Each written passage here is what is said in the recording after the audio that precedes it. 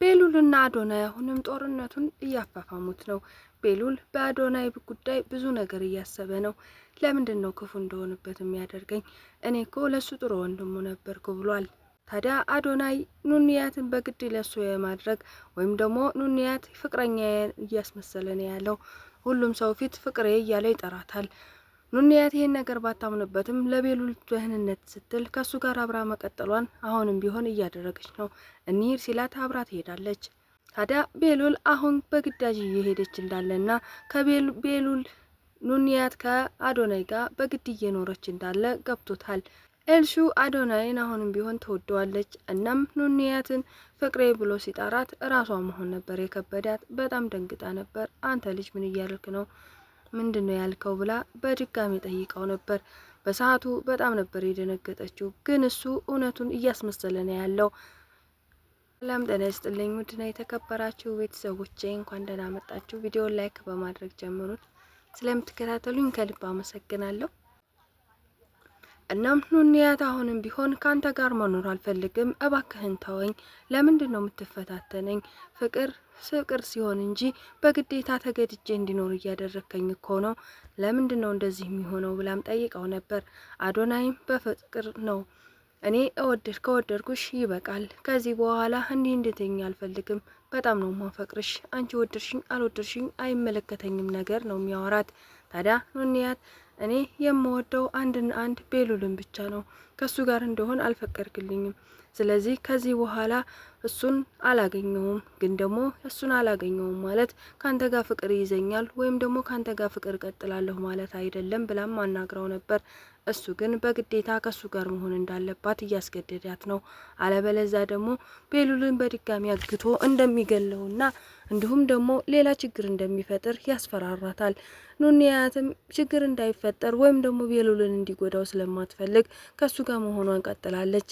ግን ደግሞ እውነታው ይሄ ሳይሆን ሌላ ነው። ቤሉልም ቢሆን ይሄን ጉድ ያውቃል። ሁሉም ሰው ኑንያትን እንደሚያስፈራራትና ኑንያት የሆነ ከጀርባ የሚያስፈራራት ሰው እንዳለ ግልጽ ሆኖለታል። ግን ምንድነው ብሎ ሲጠይቃት ግልጽ ሆና ባለመናገሯ ለሱም አወዛጋቢ ሆኗል። ኤልሹ በተደጋጋሚ ጆ ጋር ትደዋወላለች። በአሁኑ ግን ጆ እሱን እንደማይፈልጋትና እዛ ቤት የሚሄደው ከኑንያት ጋር ፍቅር ለመጀመር ይመስላል። ኑንያትን ሳያት በመጀመሪያ ቀን በጣም ተወዛግቦ ነበር። ቁንጅናዋንም እያደነቀላት ነበር። እናም በሰዓቱ እያለቀሰች ስለነበረ እያባበላት ነበር። ታዲያ በድጋሜ ኤልሱን ብሎ ይሄዳል እንጂ ኑንያትን ለማየት ይመስላል። በሰዓቱ ኑንያትን ሲያያት በጣም ደንግጦ ነበር። እናም ቤሉልም አግኝቶት ለምንድን ነው እንደዚህ የምትመላለሰው? ሲቀጥል ደግሞ የእሷ ጓደኛ ከሆንክ በስርዓት እንጂ እንዴት ነው ቤት ድረስ በድፍረት የምትመጣው ብሎም ጠይቆት ነበር። አዶናይ ኑንያትን ይዞ ሊወጣ ዝግጁ ላይ ነበረ እና ኑንያት ለባብሳ ሳሎን ስትመጣ ጆ እንደ አጋጣሚ ሳሎን ነበር። እናም ሲያየው በጣም ተናደደ። ከዚህ በፊትም ክፉ ደግ ተነጋግረው ስለነበረ በጣም ተናዶበት ስለነበር አንተ ልጅ እዚህ ምን ያመላልስሃል? ደሞስ በየጊዜው መምጣት አይደብርህም እንዴ ብሎም ጠይቆት ነበር። ጆም አንተም እኮ ጥገኛ ነህ፣ ጥገኛ እንደሆን ካላውቅም ነበር።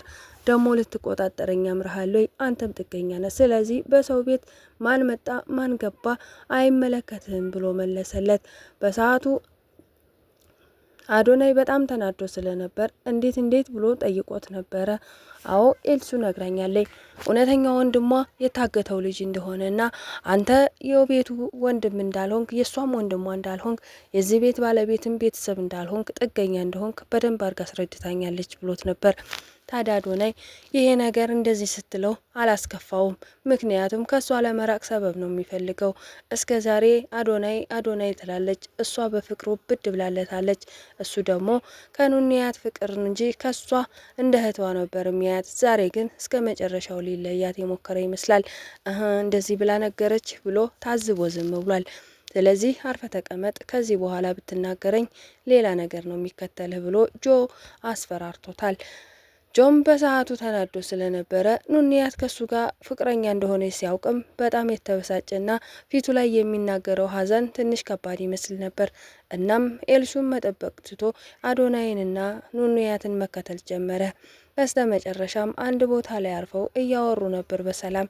ግን በስተመጨረሻ አንገቷን ሊያንቃት የቻለበት ምክንያት ባይገባውም አንገቷን አንቋት ነበረ። ጆም አንገቷን ሲያንቃት አላስቻለውም እና እየሮጠ ሄዶ አንተ ልጅ እንዴት ነው ሴት ልጅ ላይ እጅህን የምታነሳው ብሎ ጭቅጭቅ ተፈጥሯል። ቤት ላይም ጆን ተናግሮት ነበር የመጣው። ፍቅሬ ነይ እንውጣ፣ ከማይረባ ሰው ጋር ቀኔን ማበላሸት አልፈልግም፣ ዛሬ ካንቺ ጋር ነው የምውለው እያለ እያስመሰለ ነበረ። ጆም ታዲያ እያስመሰለ እንደሆነ አሁን ላይ ሳይገባው አይቀርም።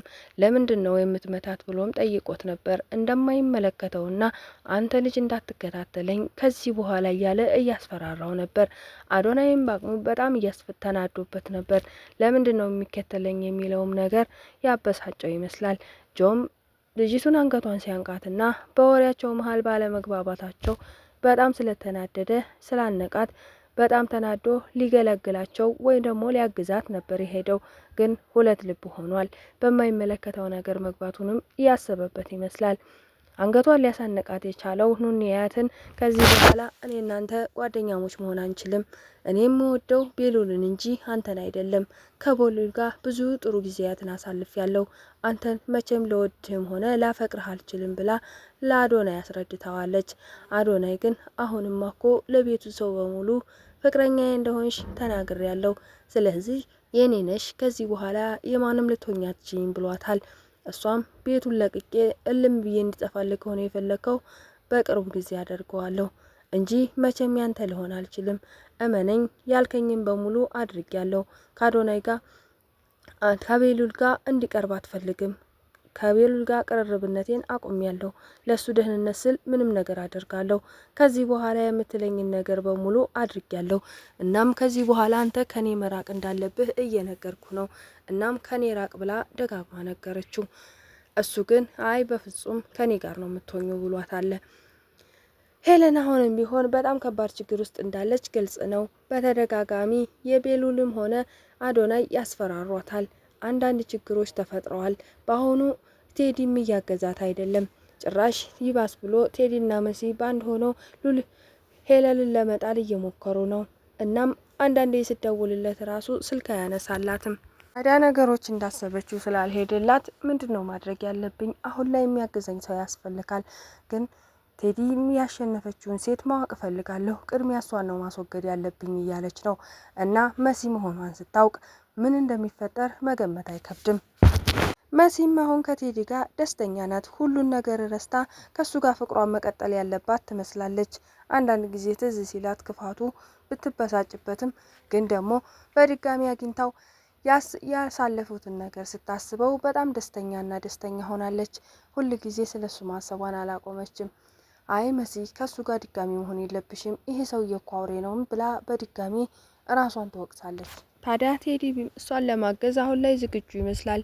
ሄለን እሷ ጋር እንደሆነች እና ስለሚያውቅ ችግሩን በሙሉ ስለሚያስረዳት እያንዳንዱ መሲን የሚያወራው ጋር ለሄለን አይነግራትም። ሁል ጊዜ ሚስጥሯን ይጠብቅላታል። በምንም አይነት ሁኔታ ሆኖ ስለ መሲ ለሄለን አያወራም። በጣም እንደሚያፈቅራት እዚህ ጋር ግልጽ ሆኖላታል። እያንዳንዱ ነገር ለሄለን አይነግራትም። ቢነግራት ኖሮ ሄለን እስካሁን እዚህ ቤት አታስቀምጠኝም ብላ አስባለች። ሁሉንም ነገር ቢነግራት ኖሮ ሄለን እንደዚህ አርፋ አትቀመጥም የሚለው ነገር እና ታማኝነቱን እያረጋገጠች ይመስላል። ከዚህ በፊት በተደጋጋሚ ብዙ ነገር ነግሬዋለሁ በቴክስት ስለ ሄለን እና ያን ሁሉ ቢነግራት ኖሮ ምን እንደሚፈጠር መገመት አይከብድም እና ስላልነገራት ነው የሚለው ነገር ብዙ ነገር አሳስቧታል። ቤሉል አሁንም ቢሆን መታገሉን እንደማያቆምና ከዚህ በኋላ ጦርነቱን በይፋ እንደሚጀምሩት ተናገረ። ምክንያቱም በኑንያት ነው የመጣብኝ፣ ኑንያትን ከማጣ ራሴን ባጣ ይሻላል። ጥሩ ወንድሙ ነበር ልኩኝ ለቤሉል። አሁን ግን እሱ እኔን ክዶኛል። ጭራሽ ደግሞ በፍቅር መፍታት የምንችለውን በጸባ አድርጎታል። አዶናይ እኔን ማገት የለበትም ነበር። ስለዚህ ካገተኝና ይህ ችግር እንዲፈጠር እሱ ፈቃደኛ ከሆነ እስኪ አብረን የምናይ ይሆናል። ከዚህ በኋላ እውነታው ፍርጥርጥ አድርጌ ለማንኛቸውም ሰው ቢሆን ስለ ኑንያትና ስለ እኔ ማስረዳት አለብኝ ብሏል። ስለዚህ ከዚህ በኋላ ኑንያትና ቤሉል ባንድ መሆናቸው ግልጽ እንደሚሆን ነው። ኑንያት የምትወደው ቤሉልና ቤሉል ብቻ ነው። ከሱ ጋር ስትሆን በዛ በጭንቅ ጊዜ እንኳን ከጎኗ ሆኖ ሲያጽናናትና እንባዋን ሲያፍስላት የነበረው እሱ ነበረ። እናም እሷም አሁን ላይ ልቧ ለቤሉል እንጂ ለአዶናይ አይደለም። ቤሉል በተደጋጋሚ በዛ በጭንቋ ጊዜ ሚስጥሯን እንኳን ሳታካፍለው ብዙ ቀናቶችን ከሷ ጋር እየሆነ እያጽናናት ህይወት ይቀጥላል፣ ምንም ነገር ሊፈጠር ይችላል፣ ምክንያትሽን ባላቀውም እንኳን ሁላችንም አንዳንድ የሆነ ችግር ይኖረናል፣ የሰው ልጅ እንደዚህ ነው እያለ እያጽናና እዚህ አድርሶታል። በስተመጨረሻም ችግሯን ተረድቶ ኤልሻዳይ ምክንያት ያ ደብዳቤ ከተሰጠው በኋላ ወደፊት ወደ ኋላ ሳይል ድጋሜ ተመርምራ ራሷን እንድታውቅ አድርጓታል። ታዲያ ይሄንን በተደጋጋሚ በአይሚሮዋ ታስበዋለች። ቤሉል ምን አይነት ጥሩ ሰው እንደሆነና ለሰው አዛኝ እንደሆነ በዛ በሽታ መያዟን እያወቀ እንኳን አለመራቁ ለሷ ትንግርት ሆኖ ታይቷታል። ስለዚህ ቤሉል ጥሩ ልጅ እንደሆነና ወደፊትም ከሱ መራቅ እንደሌለባት አስባና ወስና የሄለንን ግልምጫ፣ የሌሎችን ስድብ፣ ኤልሹ በቀን በቀን የምትናገራት መጥፎ ቃላቶችን ሁልጊዜ እዛ ቤት ሰላም አግኝታ አታውቅም። ግን ቤሉልን ስታይ ሁሌም ሰላም አላት። እናም አሁን ላይ ቤሉል ስለሆነ መጽናኛዋ አርፋ ተቀምጣለች። ግን ደግሞ በስተመጨረሻ አዶናይ ያደረገው ነገር ከቤሉል እንድትርቅ አድርጓታል። ምክንያቱም አዶናይ ቤሉልን እገለዋለሁ እያለ ያስፈራራታል። መግደል ብቻ አይደለም አግቶትም አሳይቷታል። እናም የለቀቀውም እሷ ከሱ ጋር እንደማትሆን ቃል ስለገባችለት ነው። አሁንም ቢሆን ከሱ ጋር ብትሆንም እንኳን የምታፈቅረው ቤሉልን እንደሆነ በተደጋጋሚ ብትነግረውም አዶናይ ግን ሊረዳት ባለመቻሉ አሁንም ድጋሜ ከሷ ጋር ችግር እየፈጠረ ይገኛል። ግን ደግሞ እውነቱን ቤሉል ከደረሰበት ምን እንደሚፈጠር መገመት አይከብድም። ምክንያቱም ቤሉል በኑንያት የመጣ ነገር ሁሌም እንደሚጋፈጥና ኑንያት ምንም ነገር እንዲነካት ስለማይፈልግ ከባድ ችግር እየፈጠረ ይገኛል። የዛሬው ቪዲዮአችን በዚህ ነበር ያለቀ። በቀጣይ ቪዲዮ እስከምንገናኝ አብራችሁን ስለሆናችሁ እናመሰግናለን። መልካም ጊዜ ይሆንላችሁ።